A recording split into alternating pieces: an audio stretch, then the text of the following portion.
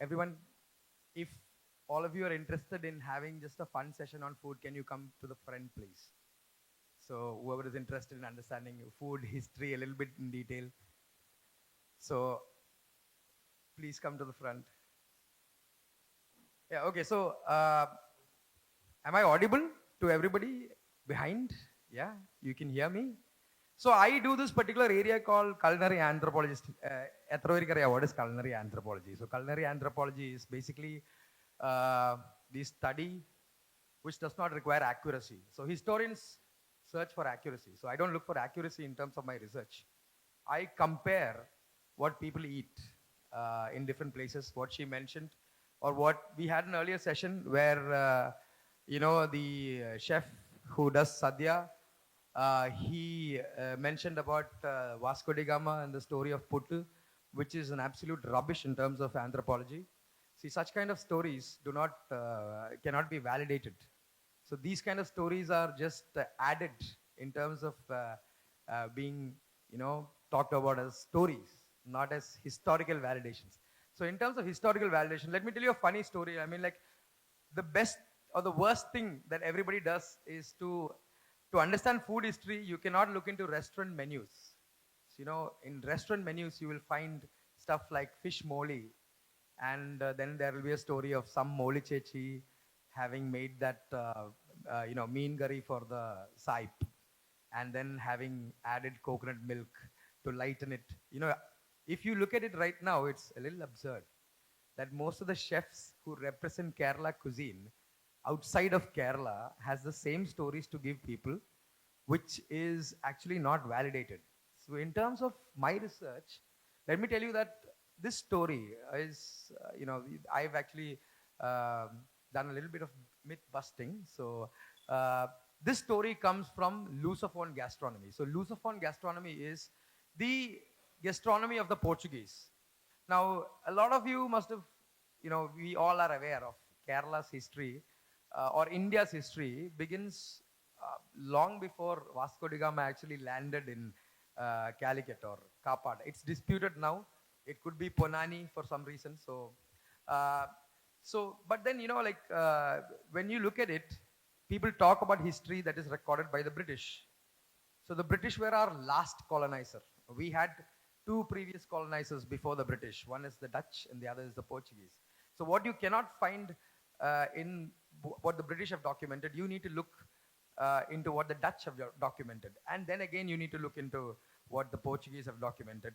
Because this gives you an account. A lot of travelers have written a lot of things. If everybody has studied in CBSE schools or in Kerala syllabus, till the 7th standard, we all follow the same system of history. So we all study NCERT books or something related to it. So in that history, you will never find much mention about Kerala as much because the British never ruled most parts of Kerala. So, it was only the Malabar region, Calicut and certain areas that was under the British. Kochi was a kingdom and Travancore was another kingdom because when India became independent in 1947, so the kingdom of Kochi was the first kingdom to join the Union of India. So we were independent kingdoms, so princely states at that time. So we never had so much of a struggle as much as British occupied, British colonized areas. We were working with the colonizer on the side. So that's how the history of Kochi is different, history of Travancore is different, history of Malabar is different.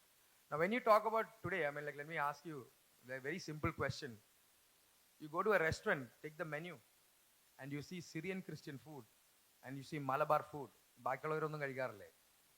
So that's my question, say, what about the other communities?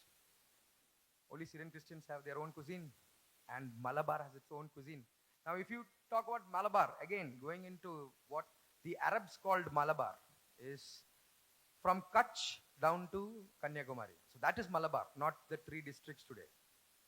So when you look at, say for example, your Kodambuli that we use in every mean curry. So that's called Malabar tamarind or Garcinia. So why is it called Malabar tamarind? If it's restricted to Malabar, no. It's there throughout the western coast. So that's how the terminologies have changed. So that's why I said If I'm a historian, I will look for accuracy. So then I will not be able to call it a Malabar tamarind as such per se, but then yeah, it is. So every in terms of anthropology, we actually deal with a lot of history, a lot of people's account. So when you come to a place, I hail from this place called Fort Cochin. So we already have like 36 communities there inside around 2.5 square kilometers radius. So there's so many people to study already. So it's a study of people. So there's so many communities like the Kachi Memons don't make the same biryani as the other Mapla Muslims around, or you have the Arab influenced architecture there. So you can study a lot of things from our places. My place has a lot to research on, so that's why I started with Kochi's history, because it all began with the fact that my mom is here, so we eat vindalus at home. So, but we never get credited for a Cochin vindalu ever. So whenever there's a British narrative, it's always the Goan vindalu. So I've had this issue with the Portuguese history. The boat came to Kerala as well, dude. I mean, like, how can you just restrict it to Goa? So there's a lot of history behind, like say, what the Portuguese have contributed in terms of cuisine. Now you will find most of the dishes inside Syrian Christian. So that's the wrong classification that the British did, because you should understand that people started going to restaurants very lately. So the history of going to restaurants is maybe 100 years. And that was predominantly to serve the British aristocracy. So what the British wanted, it was basically that on the menu. So never understand your cuisine by looking into a restaurant menu. So always make sure that you do not look at restaurant menus and understand cuisine. Whenever you want to understand cuisine, you understand from the people. See, there is a difference in the terrain. You look at the topography of Kerala. Like I said, there is a wrongful implication on British recorded history. So it's either, Malabar or Syrian Christian. It's just religious divisions maybe for classification of cuisine, which is absolutely wrong. You look at the topography of Kerala. You look at the highlands, the midlands, and the coast or the lowlands.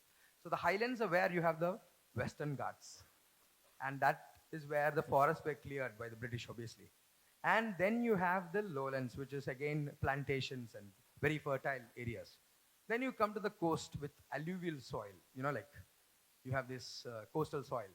There is no fertile soil there. So we are all consumers in the coast. So coastal history is more to do with the maritime history of India. So when you look at how the Arabs, for example, like I told you, whatever we learn today as history is recorded by the British, which is wrong because that's catering to British aristocracy. You go behind, the Dutch did many things. They did not go about doing missionary work and converting people. They actually wanted to explore the interiors. And for example, the kind of research that they've done in terms of metallurgy to find out more, iron or steel, etc. That was, part of India's history. So if you just Google, for example, there's a steel called Woods, W-O-O-T-Z. Now, Woods in South India of the ancient times was known by the name Uruk or Uk. Okay. So Uruk is, in terms of Indian metallurgy, a significant crucible steel. Now this is a contribution from the Iron Age. So that we go back a long way. So now when you look at it, you can't find woods because Buddhism happened in between. People gave up violence and nobody wanted to make swords. So this crucible steel called Uruk was exported from India.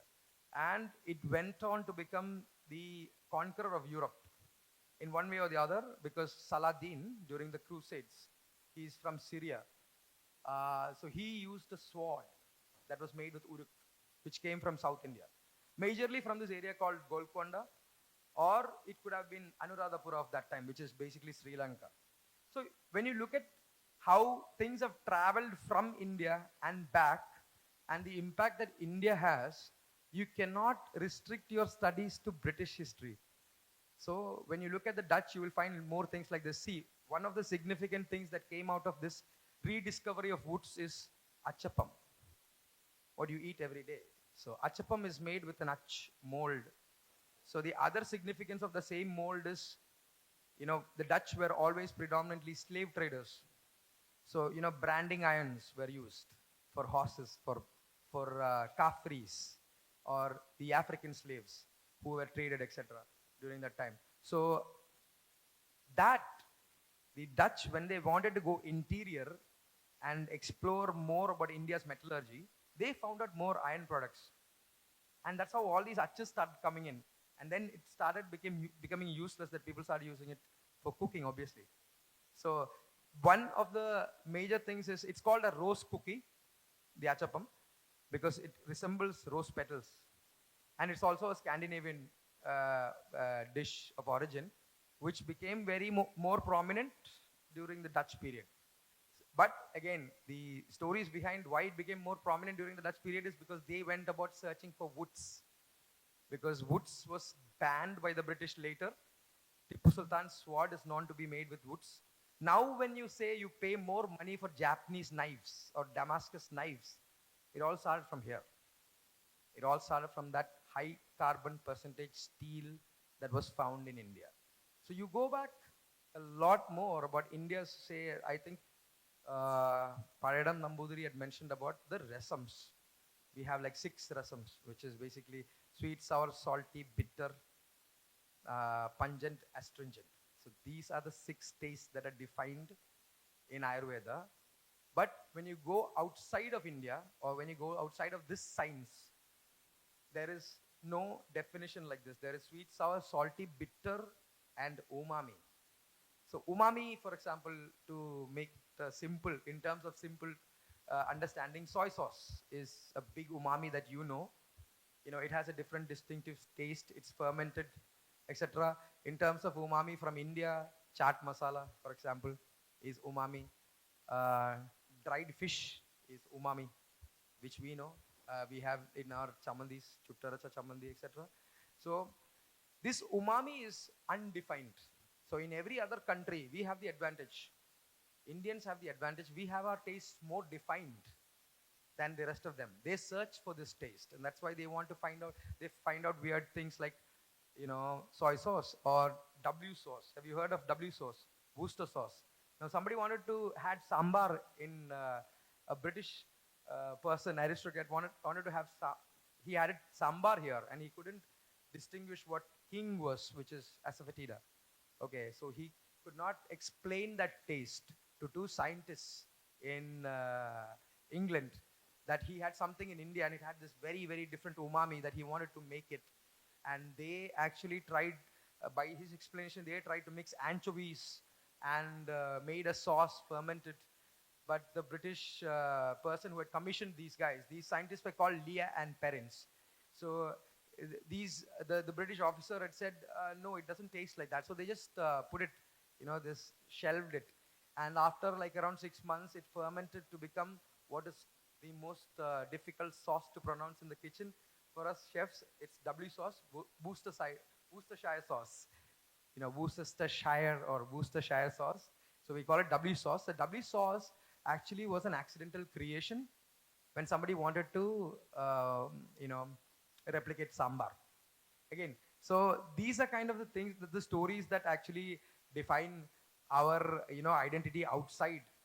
That, you know, there is like, say, so much of distinct tastes that we are used to in Kerala or in any part of India, but it's not exactly what has been recorded by the colonial powers that ruled us. So that's why when you look at history, never look at a restaurant menu and understand history. And that is where anthropology comes in, where I actually study the history of people and what their habits have been. For example, we have had a drought or a famine in 1860s, which was a great famine, and that's how we started eating kappa. Now you know the story, just Google the story. It's Sri Vishakam Tirunal in Travancore who actually imported this particular variant of tuber called Manihot esculente.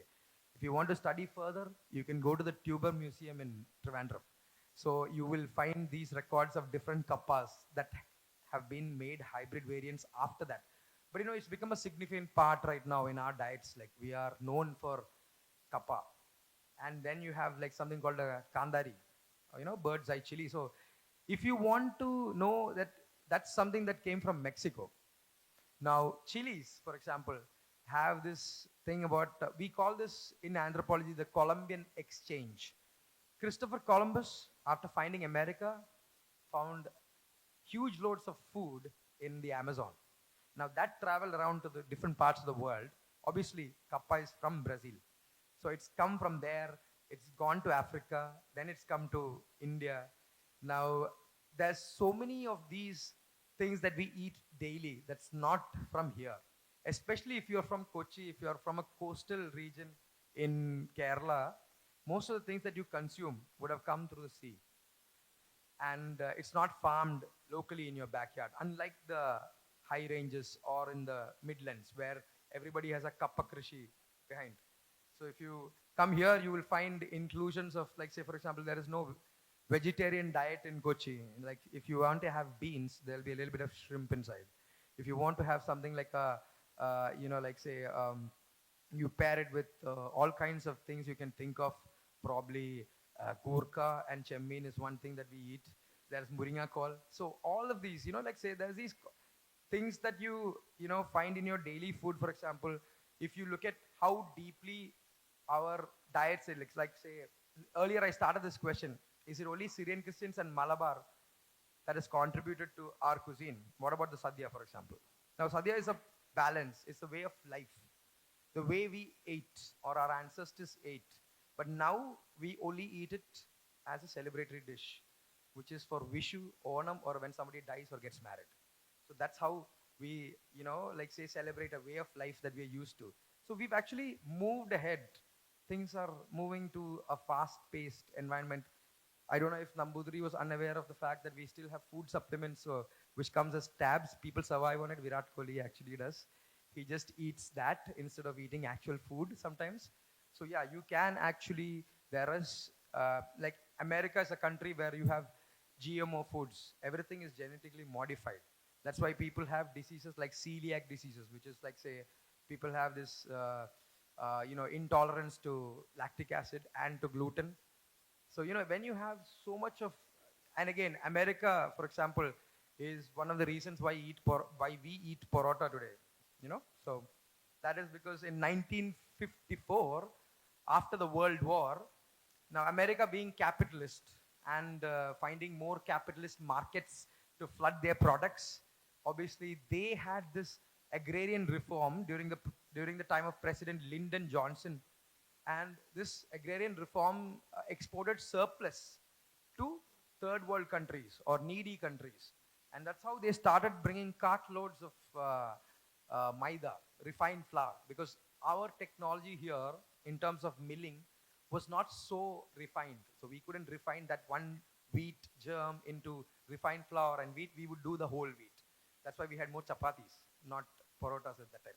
So it came in during the 60s, flooded the markets. My grandmother used to call it American podi.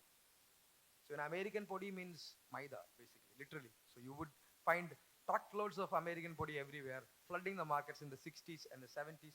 And by then, parota had become very popular as something that you can eat outside of a restaurant. Now, because restaurants, for example, catered to British aristocracy, it still does. And then there were these divisions like family room in restaurants. So you cannot go to restaurants basically if you are a person who is, like, say, used to homely food. Nowadays, when you go somewhere, like, for example, you go to, like, say, let's take the case of one of the most successful restaurant chains in Kerala, Paragon. You take Paragon, and Paragon's food is modified to please the masses. For example, that's not how madam would cook at home, That's not how people, see, if you order a fish mango curry, for example, it's full of creamy coconut milk. Now, that is not exactly how fish mango curry is made at homes. But, if you ask Mr. Sumesh, who's Paragon's owner, he would tell you that is done so that people enjoy the dish. So that's how you are catering to a larger audience, not just your home audience. So that's why you can take such concepts forward. Like, say, when a Kerala restaurant actually makes its mark outside of Kerala, it's a big thing. It's a big deal because, Kerala cuisine is never represented in global Indian narratives. It's always a marginalized narrative. When you find about, we go to any place, any executive chef doing anything at any of these 5-star hotels, you will find a butter chicken in every menu. But that's not the case with all the dishes from Kerala. You would find a fish mole, yes, because again the British liked it. So that's why you would find a fish mole, but you would never find something like a fish mango curry. It's become popular now. Like for example, after Paragon started the trend, every variant of the fish mango curry, call it a mappas, call it nirvana, call it anything, it would be a variant from what we are used to eating in Kerala or in the western coast, because the western Ghats define our diets. So throughout the western coast, you would find such dishes in Maharashtra, in Karnataka, and in Kerala. So it's not something that originated in Malabar of today. It originated in Malabar of what the Arabs called Malabar. The Arabs were the first travelers who navigated around India, went around India. If you look at it, they called the western side of India as Malabar, and they call the eastern side of India as Ma'abar. So you go to the eastern side of India, you will understand how the Cholas brought in a lot of stuff. For example, puttu. Puttu is a Southeast Asian dish. It's called pittu in Malaysia, Singapore, Indonesia, every place. It's basically the pa ta. That's the words that come out for puttu. So it's changed from pa ta to it's pu ta pu to. That's in the Philippines. You come to Kerala, it's puttu. Because it's come through the Palakkad Gap. You know what the Palakkad Gap is? Now, Palakkad Gap is the space between Coimbatore to Palakkad. That is where there is a break in the Western Ghats. And that is where, people travel from Tamil Nadu to Kerala. And that is how most of the things have come in the earlier times. So puttu has come when bamboo steamers were introduced into India, and that is from Java, Indonesia. So if you look at there is a treatise on Indian history by K.T. Achaya, who's a historian. So I've looked at his work. So he has, he couldn't properly date idli's history. But there is one history that he's brought in there, which is the introduction of bamboo steamers into India. So that was during the Cholas. We're talking about predating, say around the early medieval times, so 1100s and all that stuff. So that during that time is when the Cholas brought in, because they usually got married to people in Southeast Asia, and there was a lot of cuisine exchange and overlap at that time. So they are the ones who brought in bamboo steamers, and that's how puttu happened, obviously. So puttu is from Southeast Asia, and now it's obviously something that we eat every day. So a lot of things like this that we eat every day has a history that we probably are connected to Mexico in terms of chilies that we use every day. But then again, chilies, we are not used to the Andhra kind of chilies. So chilies mutate wherever you plant them. So in Goa, you'll still find the hybrid variant of chili that came from Mexico. The Portuguese brought it. It's called cola, and it's only there in one of the slopes called Kankona in Goa. So these chilies are called gauti chilies. You go to a market in Goa instead of the beaches, and you find out a lot of stuff in the markets. So you will find this chili called gauti chilies. Most of the Goan curries have this very bright red color because of the gauti chilies, which is very small nadan chili in their lingo, which is gauti chili. So you will find these chilies called kola there. You know how it's mutated into different variants. You will find the kandari here. You'll find the bird's eye chili here. You'll find the guntur, which is very spicy. You go to Nagaland, it's even more spicy as the Bhut Jalokia. So every soil that the chili has been on has made a difference to the heat. And that's how we are used to only certain kind of heat and not the other kind of heat. It's like you asked me my spice tolerance levels do not allow Andhra Pradesh spiciness. It's Kerala spiciness because that's what I'm used to. So when you understand food history, always make sure that you don't go to restaurants and understand food history. You go to people, find their eating habits, and then understand your food history. You can ask me questions on a lot of things like this in terms of stories. For example, let me give you a story since you're all young students and everybody probably knows who's Cristiano Ronaldo. So yeah, so what's the connection between Cristiano Ronaldo, Kannur, and Goa? obviously you can think of Portugal, right? So yeah, so the idea is, the story is, so Christian, so you in Kannur, for example, I find a lot of these Portuguese desserts have a different name. For example, muttamala. So muttamala is called egg garlands. If you go to Portugal, it's egg garlands. If you go to Japan, it's called kiran, soman, and there's different names for these egg-based desserts. Now, this happened when, during the medieval times, there was this island called Madeira that was found by the Portuguese. So after the Arabs left and the Portuguese, means during the Crusades, Portugal and Spain were Islamic countries. And after 1251, they became a country called Lusitania. So together, because they were very poor nations, they went out to find food. And that's how they found food and actually spread it to the world.